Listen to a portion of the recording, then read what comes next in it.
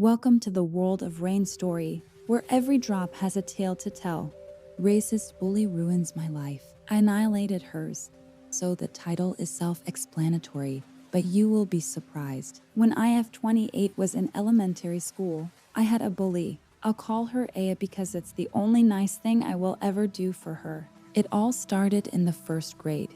She was the instant popular girl because she talked about her time in Ghana. She was born and raised there up until she was 4 years old when her parents immigrated to America, and I thought that was so cool because the only immigrants I have ever known were from Mexico. I'm also Mexican, which is something you need to remember because we lived in Texas. I asked her what was life like in Africa. She looked at me and said in a very smug voice, "A lot better than Mexico." I thought that was weird, but I let it go because we were kids at the time and I think she just wanted to be cool or something. As the year went on, she always made offhanded comments about me being Mexican, and it was always directed towards me. It wasn't until the second grade when we were just learning this brand new word that we have never heard of before: racism. 7-year-old me at the time vaguely understood it because my mom taught me the words that was derogatory towards us and wanted me to be aware of them. Anyway, we were watching a cartoon about Martin Luther King Jr., and we were at a scene where the protesters were being unjustly arrested. I thought it was cruel and didn't think it was fair. Aya though looked at me and shouted, "A beaner like you would never understand." For those who don't know, the word beaner is a slur against Latin people. Sure, it's not as disgusting as the N-word, but it is a disgusting word to people like me, and I've been called that a lot of times even back then. I was horrified being called that in the middle of class, and I looked at my teacher, who just shrugged her shoulders and went back to the show. I couldn't believe it. We're learning about the civil rights movement and I was called a racial slur in front of everyone. I tried asking my teacher why didn't she say anything because what I called me was a bad word towards me and my ethnicity. All she did was say, "It's just a word, just a board sights in sticks and stones." I ran home in tears and told my mom everything. She was upset at first, but at the time she told me that Aya probably didn't know that that word was a bad word towards Latin people and maybe she'll figure it out when she's older or say sorry the next day. How wrong my mother was. For the next 4 years, Aya would throw racial slurs at me, calling me a beaner who eats nothing but beans or a wetback because I must have crossed the Rio Grande River. I begged her every single time to stop, and I went to my teachers pleading with them for help, but they never did anything. It wasn't just the racial slurs she threw at me. She would insult me for the way I looked, the way my hair was, why I was bigger compared to the other girls who were slim. She wasn't a model herself either. Things got worse in the 4th grade. I was going through a rough time because my mom was dating a man who drank beer as if prohibition ended. He also smoked heavily, and the smell will end up on my clothes, which added fuel for Aya's fire. It was when DARE was a big thing back in the day. I would always use me as an example about the dangers of smoking, pointing out how the smell was so bad that she constantly plugged her nose every time she walked by me. It led to rumors of me never taking a bath that followed me up until the end of 6th grade. At this time, my mom was starting to realize that Aya was not stopping, and she tried contacting the school, but all she would get was that it was just a disagreement between 2 classmates. She wrote notes for me to give to my teachers, but nothing would happen, and in the 5th grade things really took a bad toll. My grandfather passed away, and his death hurt me so much that even to this day I still feel that raw pain of his passing. Word got out to my school, and Aya walked up to me saying how sorry she was that my grandfather was gone. I naively thought that maybe, just maybe, she would stop being a bully and say sorry for saying racist things towards me. "No, it's sad that he died to get away from you.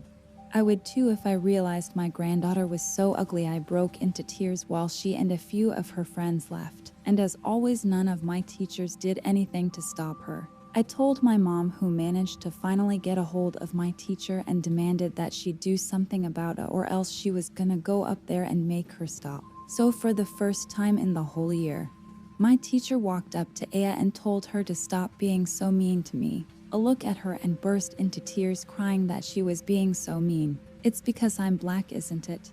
Immediately my stupid teacher backed off. Aya would go on to use that phrase every single time any of our teachers even attempted to do something. Now you're probably wondering, how did she ruin my life? Well, I'm getting to it. Things slowly quieted down when I was in 6th grade, but I was plotting something. I used to draw anime a lot. I wasn't any good, but I practiced every single day and slowly my skills were improving. I was drawing the main cast of Sailor Moon during free period, and it was a decent first attempt, really. For once there were no stray pencil marks and I didn't have to erase as much. I left to go to the bathroom, and when I came back my drawing was ruined. It had pen marks everywhere with the words Beaner and Wetback in permanent marker all over it. I was devastated and broke down.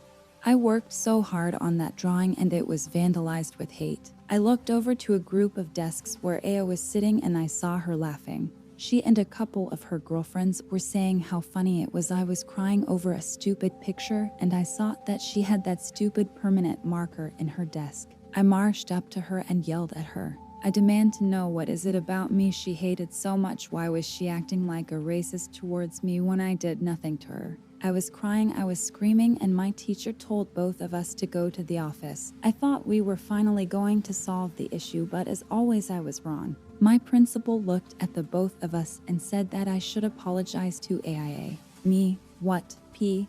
Apologize to her for yelling at her. Just because you're upset over drawing doesn't mean you have to yell at a classmate for it. Me? But she ruined my drawing. She wrote slurs all over it. I should point out that she even had permanent marker stains on her hands. Me? Why aren't you telling her that you don't tolerate racism in this school? Why are you always taking her side? P. I'm not taking sides, young lady, but those are just words. Sticks and stones. I honestly didn't know what to feel at that moment. I realized that Aya was getting away with her racism and there was nothing I could do about it. I still refused to apologize, and the principal called my mom, who demanded that the principal do something about Aya, but nothing happened as always after that incident. Aya was emboldened at the fact that she could get away with the bullying and made my life hell. She destroyed me. It was to the point where I could no longer draw again. Even to this day, if I even tried to draw a character I liked, I would break into tears and just stop. My mom tried everything. She pleaded, she demanded, and she threatened, but my school just brushed it off as an overprotective single mom who just didn't like seeing her overly sensitive child hurt. In my mom's perspective, from what she told me, she watched as her happy-go-lucky little girl slowly morphed into a sad and combative teenager. I developed a hatred towards my own ethnicity, and I cried that I wished I was white because I hated being called those words, and I hated the way my face looked because I could see my Native American features. That's right, I'm indigenous too.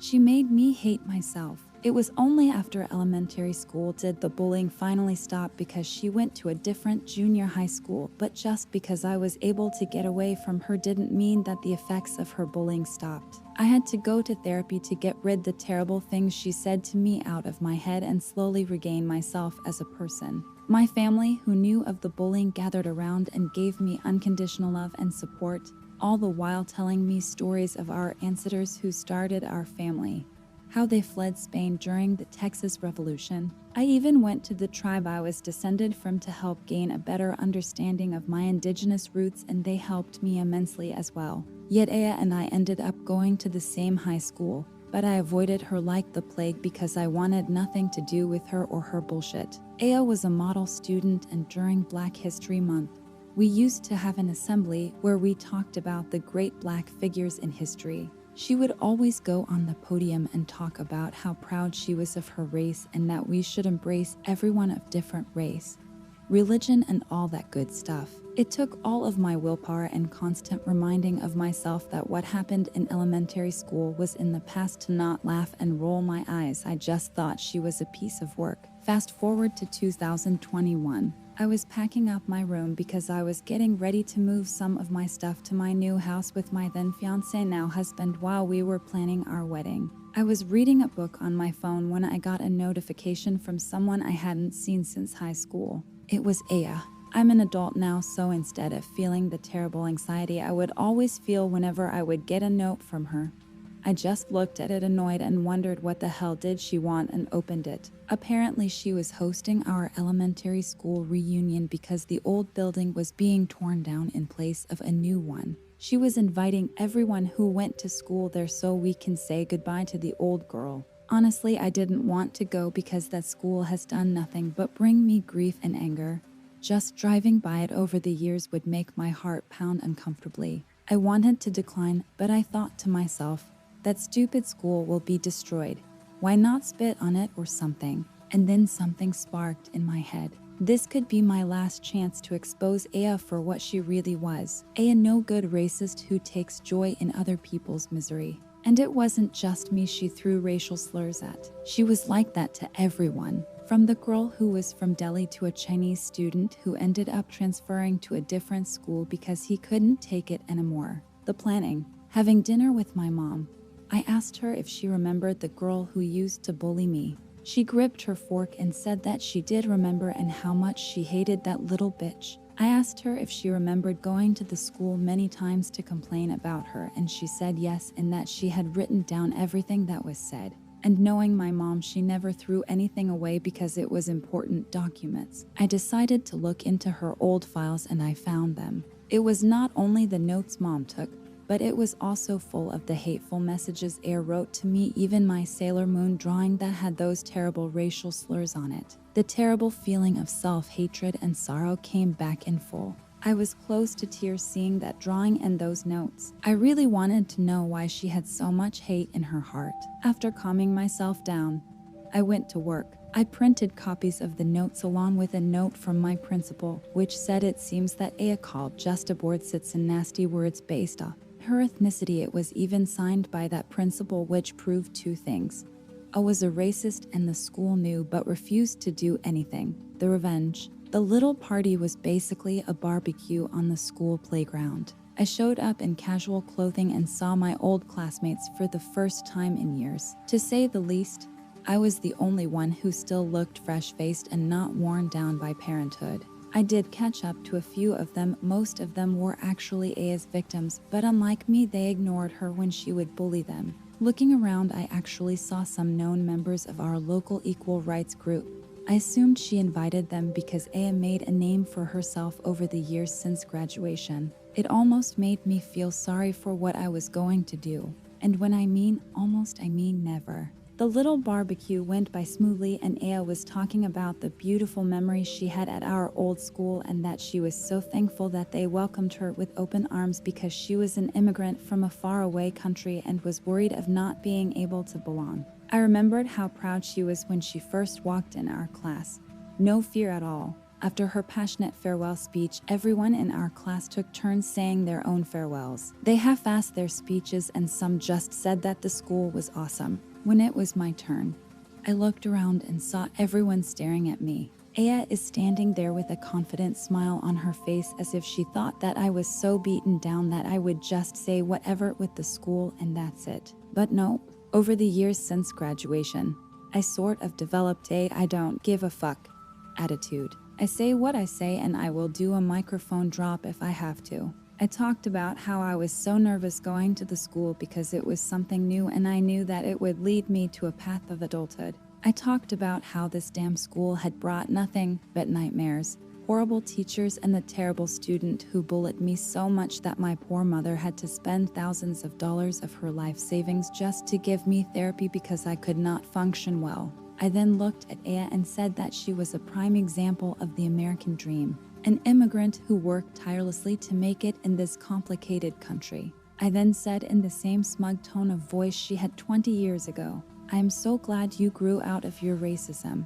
And with that I stood up and left. And remember what I said about those notes my mom kept? Well, I sent them to that local group anonymously and told them that their star volunteer was not who she was. I just thought that would be the end of it, but I did not know of the absolute shitstorm I caused. Aya's reputation destroyed. When the leader of the group saw the notes, he was livid. He immediately told her that she was no longer welcomed and said that she was a terrible example for the people they were helping. Her fiancé dumped her. She lost her job and as it turns out, her parents never knew of the bullying. I guess my principal decided that it wasn't worth calling them years ago. They were angry with her and demanded to know where did she get this attitude, because from when I found out her father works in a business that required them to travel to and from Ghana, and he worked with many interesting people. On top of that, my former principal apparently lost a special award she got for her contributions to our school district when the superintendent happened to get an envelope containing my mother's notes, and he was just as livid.